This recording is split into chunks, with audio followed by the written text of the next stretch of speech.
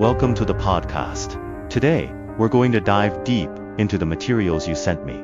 They're fascinating, all about conditioned reflexes, habit formation, and how our environment profoundly impacts us. It's a mix of science, philosophy, and truly vivid stories.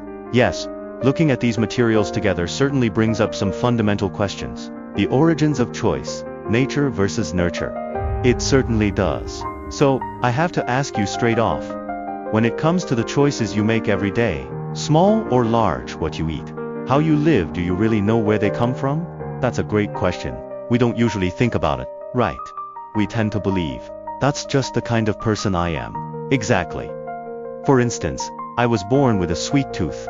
Or, I've never been able to stand the taste of that vegetable since I was a kid. Or, I absolutely need a coffee in the morning to wake up. We view these as fixed personal traits, right?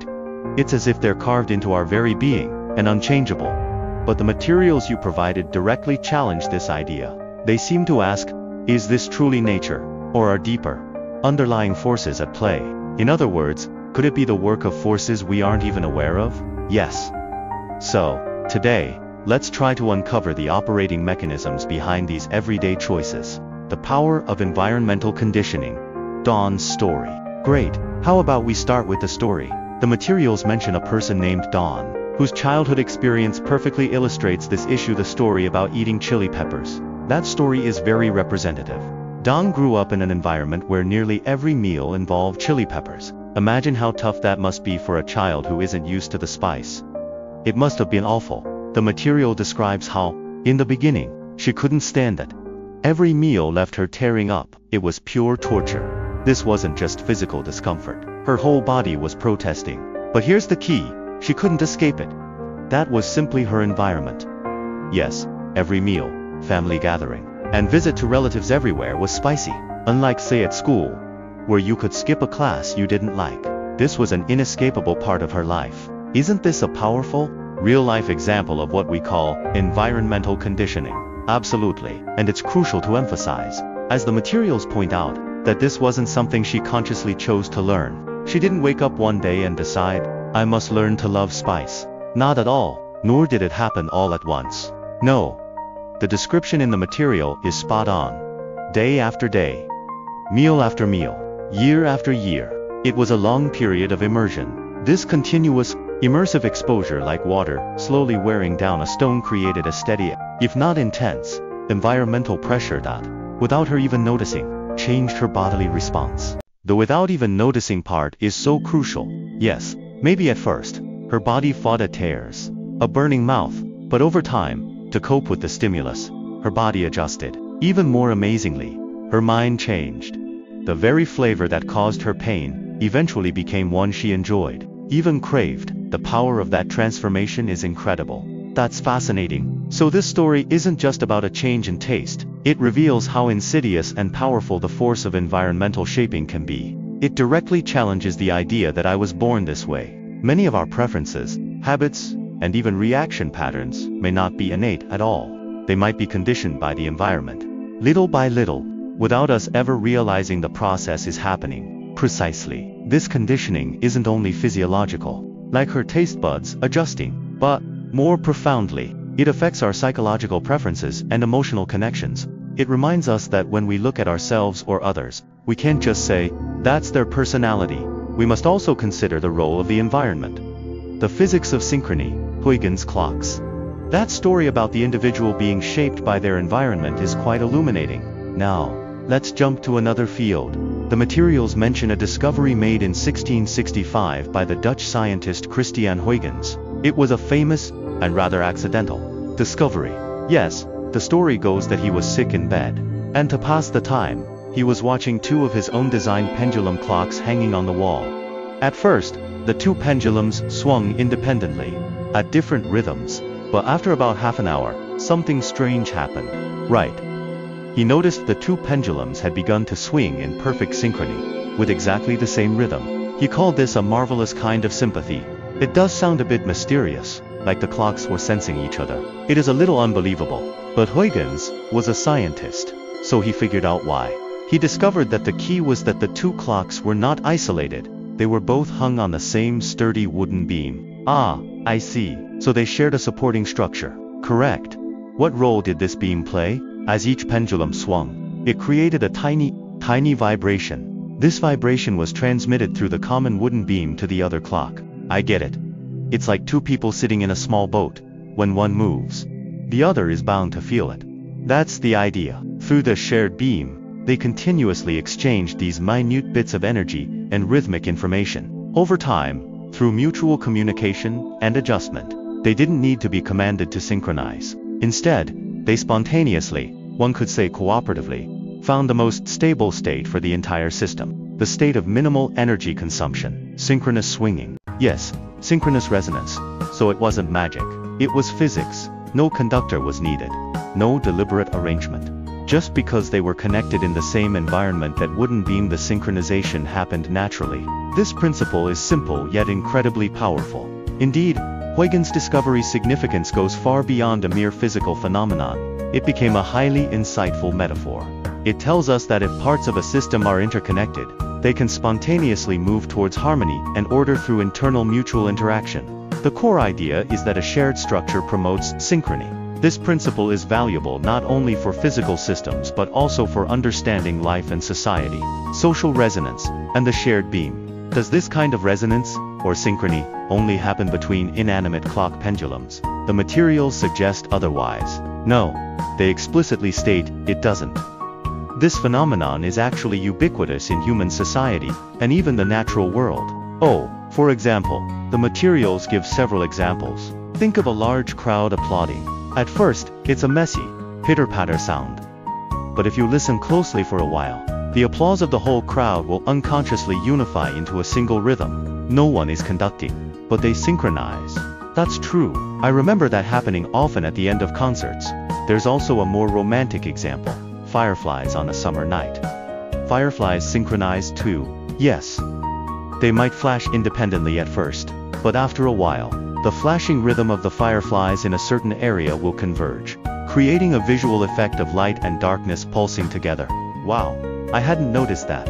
I'll have to look for it next time. These are just examples from nature.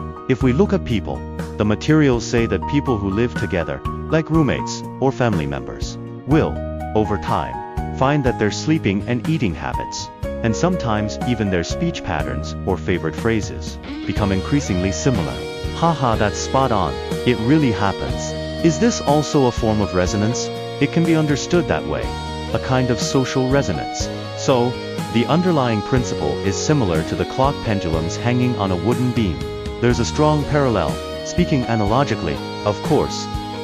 Just as the pendulums transmit vibrations through the beam, we as humans continuously exchange influence through our shared environment. This environment can be a physical space, home, office, a social network, friends, community, or culture and information. How do we transmit this influence? We feel others' emotions, imitate their behaviors, and adopt group opinions.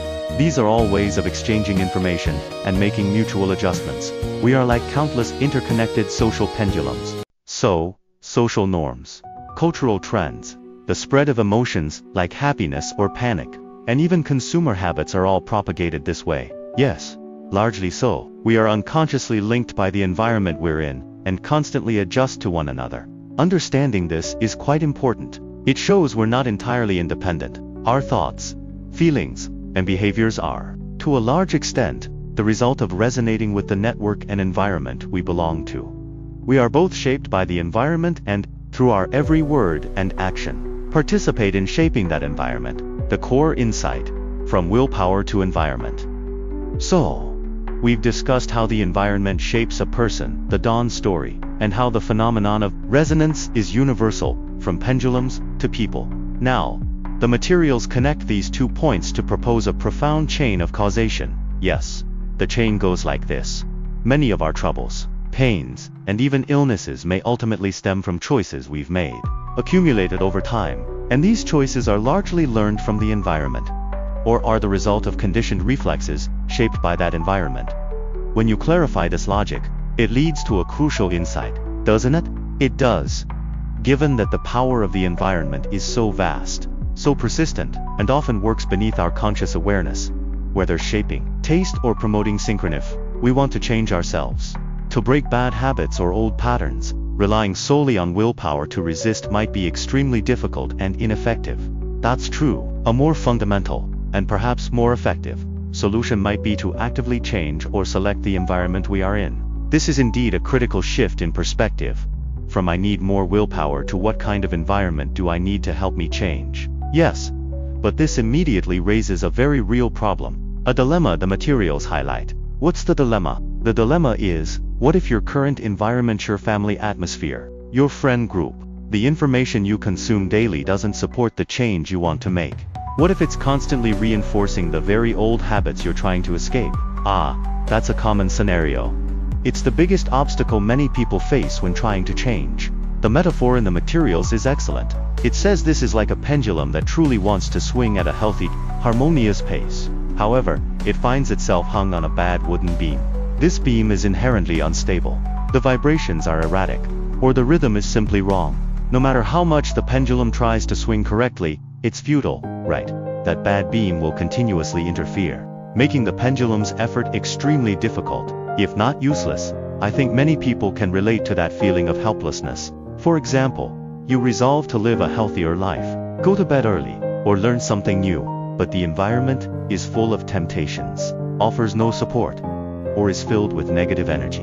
The resolve quickly fades, and you slip back into old ways. This conflict between personal will and environmental pull is very real. The solution: creating a resonance environment. Faced with this common predicament, the materials don't stop there. They continue to explore possible solutions. Are there any solutions? They introduce an approach, or a method of practice, which suggests, can we consciously create or choose a resonance environment? They use an organization called Vita Choice to illustrate this concept. Resonance environment. That's an interesting term. It instantly makes you think of the pendulum clocks we discussed earlier. Exactly. What was the key to that experiment? The pendulums synchronized, not because of any inherent quality of the pendulums themselves, but because of the wooden beam connecting them, the shared supporting structure. Yes. So, the analogy is to view a resonance community, like Vita Choice, as the wooden beam that can support healthy, positive change. It suggests that if you feel your current beam isn't working, you should find a new one or build one with others. That's essentially it. This is more than just moving to a new place. It's a systemic construction. What are the specific components of this good beam? The materials listed several elements using Vita Choice as an example. You have a good memory. Let's review them. The first is common dwelling. This is like hanging all the pendulums you want to synchronize on the same chosen beam, the most basic physical connection. Then there's common learning using the term. This term, 熏习, has a flavor of Eastern wisdom, doesn't it? It's like the Chinese equivalent of being gradually influenced, but it emphasizes a slow, pervasive, and long-term effect. Yes, it means it's not just taking a class and listening to a lecture. It's being exposed daily to scientific knowledge and healthy principles, letting this information permeate the environment like air, gently and continuously influencing everyone's way of thinking. Next is common shaping. This refers to the mutual influence in daily interactions, like the pendulums transferring vibrations to each other, naturally forming a positive, healthy group rhythm and behavioral habit. And common diet, which is very important. It's not just about eating healthy. It's about fundamentally reshaping the body's conditioned reflex and preferences regarding food through practical application. Finally, common change. The ultimate goal is for everyone to collectively achieve improvements in mind and body, reaching a state of harmonious resonance and joy. So, these elements together constitute the operating mechanism of the resonance environment. That's a solid understanding. The core logic is that by designing a shared life, information, and practices, the community members, like the pendulums transmitting vibrations through an ideal beam, can transfer healthy, wise, and positive vibrations to each other. The key seems to be that this change is not driven by one person's extraordinary willpower. Right. Instead, the design of the environment itself promotes this positive synchrony. The materials particularly emphasize that this isn't a one-time activity or a short-term training course. It's a gentle, sustained resonance achieved by being immersed in a wise environment. The effect is that people within it naturally synchronize into a better state of life. This feels completely different from trying to succeed alone. The contrast is stark. When you struggle alone, you often have to use great force to resist the pull of the old environment, yielding meager results. Exactly. But in a well-designed resonance environment. Positive change is like floating downstream. It's the state the system naturally tends toward. It may feel effortless because the entire environment is helping you move in that direction. This brings us back to the Eastern wisdom cited at the end of the materials. As you steep in something, so you become. If you immerse yourself in a certain environment, consume certain information, and do certain things over time, your state of mind and body, your choices, and your preferences will eventually conform to that. The environment is the dye bath that continuously conditions us. So, the concept of a resonance environment or a resonance community is essentially about providing an optimized supporting structure of field where the positive changes we want can happen more easily and naturally. Yes, it acknowledges the power of the environment and then seeks to utilize that power wisely. Conclusion. Choosing your being. Well, we've covered a lot from personal habits to physical phenomena, social resonance, and the dilemma and solution for change. Let's briefly summarize what all this means for us. Okay. We started by questioning the origin of our choices. Through Dawn's story, we grasped the power and subtlety of environmental conditioning and how it shapes us without our awareness. Next, we looked at Huygens clocks to understand how resonance works, and that it occurs between people. 2. The key is the shared structure, the beam. That's the meaning. It's no longer about passively being affected by the environment, but about consciously identifying, selecting, and even participating in the creation of the environment. That will naturally help you synchronize with the life rhythm you desire. The question then shifts from, can I change? To, am I willing to act, to find or create that resonance environment that will let positive change naturally occur? That's a question worth deep contemplation for everyone. Thank you so much for sharing and exploring this today. I hope this joint analysis of the materials on conditioned reflex, environmental power, and resonance has provided you with some new angles and inspiration. I certainly hope so. Perhaps you can take some quiet time to reflect on, what is your primary wooden beam right now? With whom, and with what, are you primarily resonating every day? Is this the rhythm and direction you truly want? We'll leave it there for today. Thank you for listening.